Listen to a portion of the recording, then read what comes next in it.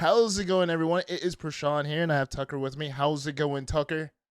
Hey, yo, it is going absolutely fantastic, Rashawn. Love being here. I love doing these meta reports here on these beautiful days of the weekend, you know? And we got a bunch of doozies for you guys today to help you go through the weekend and just win the diner, I think. Yeah, you gotta love the doozies. Speaking of doozies, right?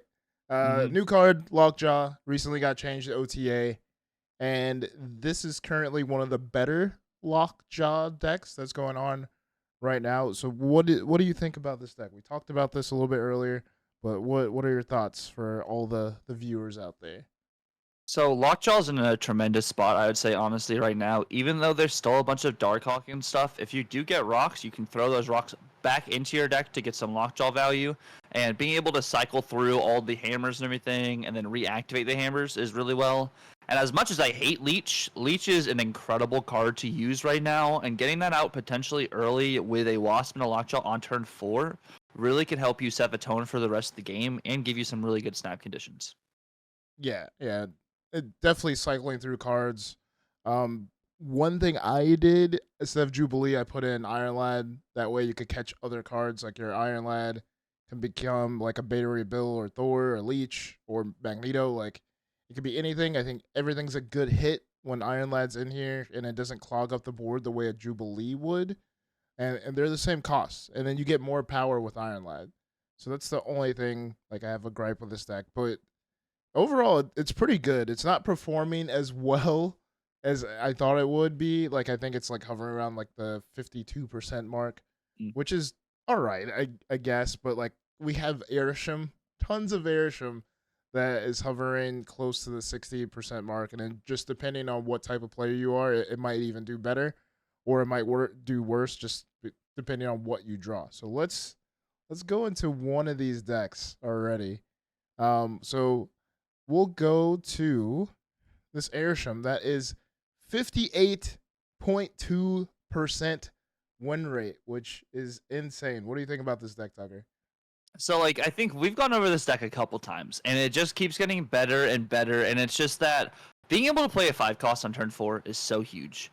And when it's a card that either messes up your entire opponent's combo and throws all their cards on the board, like Darkhawk, or messes up their entire combo by turning off their honor reveals, like I was saying with Leech, it is just so good. And like you have all these mix-ups here. No one's expecting an Eliath and Airsham right now. So playing that on like a final turn really does offset what you're trying to do. And of course you have the Loki package in case you brick. And every single game I've run into Airsham, they have Coulson on turn 2. So Loki just has a media profit going into turn 3. That's just my luck though. Yeah, like I think it feels bad, right? Like they play Quinjet on one, and then like sometimes they play Cable. I think Cable's a good replacement in this deck. To just throw off the opponent a little bit, and you gain a card for Loki. And then Mm-hmm. when they play like Doctor Octopus on 4 and then Loki on 5, there's basically nothing you can do about it. It's just a bad feeling. I wonder if they would change Irisham at all. I wonder if they would change the interaction between Quinjet and Irisham. Just say that the cards just start in your deck to begin with, right? Randomly. I think Mm-hmm. that would be a good thing to change, but the whole Loki interaction too, I think that would suck too, no matter what. It just depends. What do you think? Do you think there will be a change coming? I think if they were to change, one of the quickest things they could do is just have Airsham start in your hand like Thanos. I think that would be a nice quick fix that also limits one of your draws your opponent gets that game. And that's what they did at first with Thanos, and it was they had to change him completely again. But I think maybe that the Quinjet interaction would be interesting because I wonder how that would affect District X and stuff, or if they make it just for Airsham, just like how the stones don't count for Thanos anymore. Right. But Yeah, because I think this is a card that has like a very high play rate. I think this is a card that everyone was looking forward to mhm. before it came out. Like I keep on saying, like I did a poll on my channel. It was like a 90% like cop rate on this card, especially if you're a newer player. You don't get the opportunity to play other cards, or you don't have the other cards. Airsham allows you to play those cards, which is totally understandable. But it's a tough deck to beat. That's all I saw in Mhm. the diner until I got Cassandra. So yeah, and I saw you play last night, Tucker, and then someone like Doctor Octopus you, and then it was over. It was sad.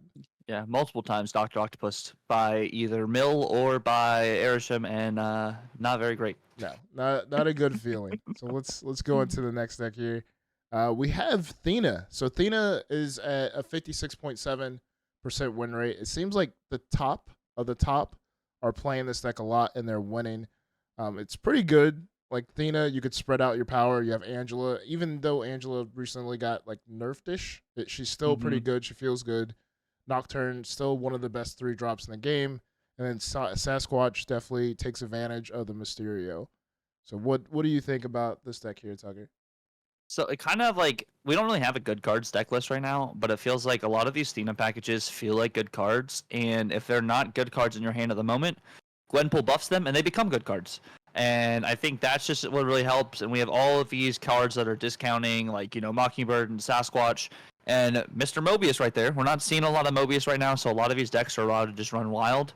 And I think that's another reason why it's just so dominant at top of the meta, because just the amount of Mobius has severely decreased because Arishem's not running Mobius anymore. Right. Yeah, I've been playing a lot of Mr. Negative decks, negative Darkhawk, negative Cassandra, just so I could combat those Arishem decks. Like as soon as I see Arishem, I snap because I know I have the winning condition for the most part. But yeah, like this is a solid list. Thea is actually like a solid card. She was better than Gilgamesh. You see Thea more than Gilgamesh, so she's definitely the winner of last season. So let's go into the next. And we do have the season pass card in this deck as well. We have Gwenpool. This is a Gwenpool surf deck that is pretty good. 58.7% win percentage. And I think this was here last week as well, and it just stays. So it just shows how good it is and how many people are playing it. Even though I haven't seen it that often, to be honest, but I guess it's still getting played. Yeah, Surfer's just in a good spot. Surfer's like the middle of the line. They have all the tech cards at like a 3 cost. And I think one of the main things, the only way Surfer doesn't do well in the meta is if Leech is super dominant.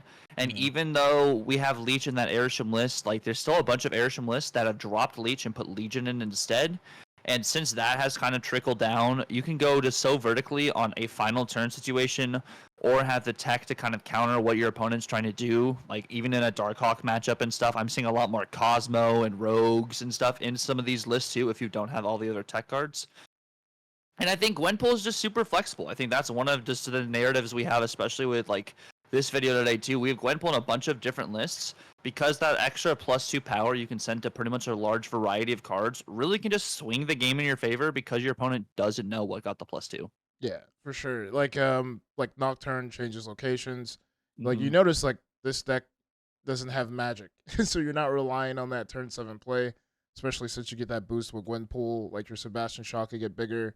Like all your other cards could get bigger. Makari just goes where she wants, so you don't have to worry about playing her and wasting your energy on her. So overall, pretty good deck. And especially if you hit the Brood Absorbent Man, that's the definite play since you don't have magic.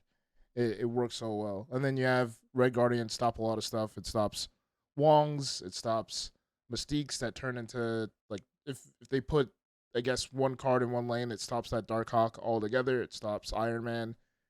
Red Guardian is like a key card. Really good card. And the hope value. Hope giving you potential extra power or extra energy on your final turn to do like a Surfer Absorb Man if you have to. Yeah, for sure. So you definitely don't need magic, especially you have hope. And then we have Junk. Junk is at a 53.2 win percentage. Junk is a good deck to combat some of those Arishem decks right now. And Ajax has sort of found a home, right? So it's like everyone was trying to play like the high Evo Ajax, but that seems to have gone away, and it's been more of like a Junk good cards or bad cards. I don't know, annoying cards deck with Ajax, if you want to call it that. So overall, I think this is pretty good. Like the problem I have is Titania. I suck with Titania. I don't know when she'll flip or flop. But other players, they're pretty good with her. What do you think about this deck? This deck is really solid, and one of my highlights of it is the Viper change is so good. Oh yeah. So like you can literally clog the board with stuff like just even a rock from debris is so crucial just to limit the board space because Prashant was saying like Airshim just can dominate, but if they don't have all the board space, they can't really do much.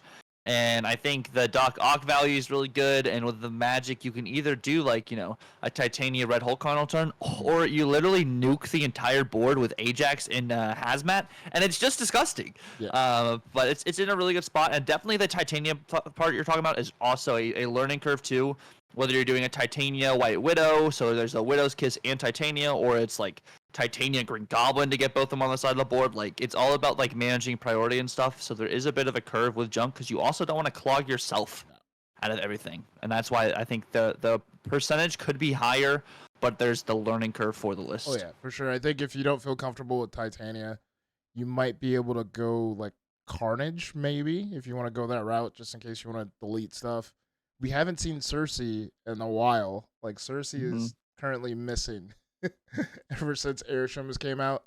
So like maybe Cersei too, but I really love like the magic play and then just playing Hazmat Ajax just to turn the game around. And then maybe Cassandra could find a way into this deck. Maybe take out the Goblin, put in Cassandra. That might be able to work as well. But overall, pretty good deck. I think, yes, the learning curve does hurt this win percentage. So some might be higher, some might be lower.